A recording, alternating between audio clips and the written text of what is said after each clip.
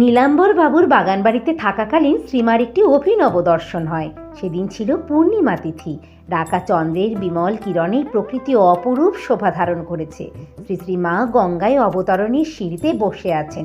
অকস্মাৎ দেখলেন শ্রী শ্রী ঠাকুর পশ্চাৎ দিক থেকে এসে দ্রুত পদে গঙ্গার জলে নেমে গেলেন এবং নিমেষে তার চিন্ময় দেহ ভাগীরথীর পবিত্র সলিলে মিশে গেল। এই দিব্য দর্শনেই শ্রীমা সর্বাঙ্গ রোমাঞ্চিত হয়।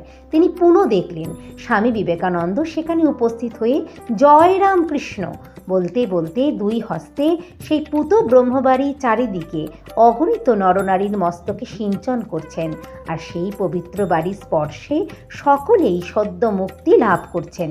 এই দর্শন শ্রীমার অন্তরে এত গভীরভাবে রেখাপাত করেছিল যে কিছুদিন পর্যন্ত তিনি ঠাকুরের দিব্য দেহে পাদস্পর্শ হওয়ার আশঙ্কায় গঙ্গাজলে নেমে স্নানাদি করতে পারতেন না।